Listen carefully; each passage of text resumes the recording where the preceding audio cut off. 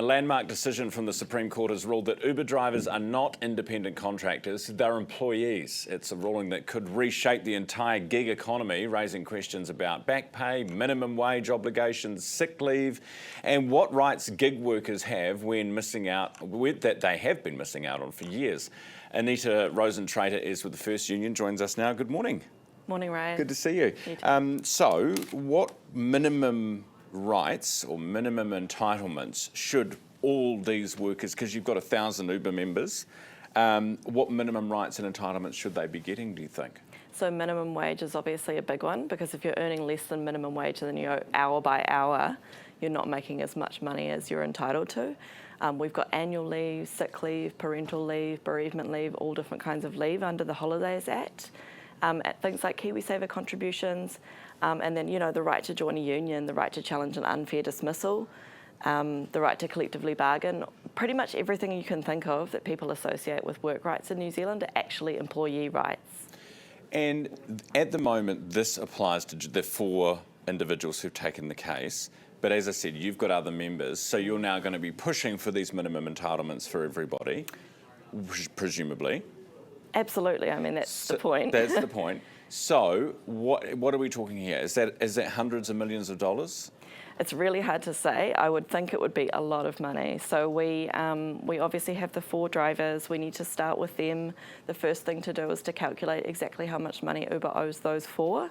And then, like you say, we've got 1,000 plus other drivers who are sort of waiting in the wings. We'll use the methodology that we've come up with alongside the courts. Obviously, we don't do it on our own, and Uber is involved in that process. I'll use that methodology and unroll that across the rest of the drivers we have and any other drivers who join the union from here on out. So it's really hard to say exactly how much it's going to be, but it will be a lot of money for Uber. Okay, and that's going to mean that this model is broken, isn't it? I mean, the model is not, in your view, is not sustainable, not going to hold up, and that means that the cheap trips we get on Uber will be a thing of the past. Well, it's sort of up to Uber because, as you know, there's a lot of money coming to Uber and they're choosing what to do with that money. Right now, for example, they're avoiding paying tax in New Zealand, the tax that they're meant to be paying. They're avoiding paying what drivers are entitled to in terms of the minimum wage and all those other things. But they've got heaps of money rolling in, so they could actually just reconfigure where the money's going, make sure that everyone's getting what they should have been getting to begin with, what they should have been paying when they first entered this country in 2014, and we wouldn't have ended up with this problem. What if they pull out of New Zealand? How would you feel then? I mean, they have threatened that in several other jurisdictions around the world in response to legal action and other kind of, driver opposition. It's very seldom actually happened. So we think the more likely scenario is that they'll just have to have a look at their books and do the right thing. Anita, the problem you've got is this government has basically said they're going to legislate over the top of this anyway. So the court case may have limited applicability to everyone else. It could actually just be these 4.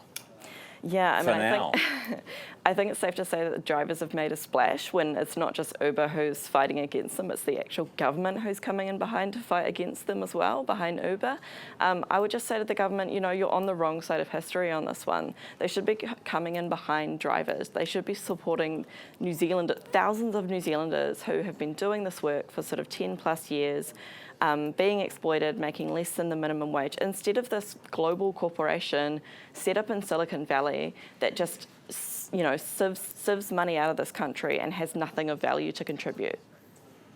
You say these drivers are, what was the word you used? They're being exploited by Uber.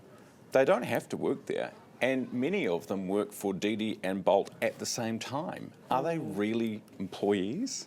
Yeah, they absolutely are. So obviously this is the top court we're talking about. We're not, in the employment court anymore. We went through the Court of Appeal. This is the Supreme Court. And on top of that, we got 5 judges who unanimously agreed that these workers are employees. So you can't get any better than that. And basically, it's nothing to do with, whether they can or can't work for anyone else, because employees who work in traditional jobs can actually work for other companies at the same time in a lot of circumstances. So that's not a deciding factor. It's to do with how much control there is over the work, who's making the money, whose business is actually benefited by the work of these drivers. And the court looked at the the actual practical day-to-day work of the drivers, and found that Uber is the company that's benefiting, and Uber is the employer, and the drivers are employees of Uber.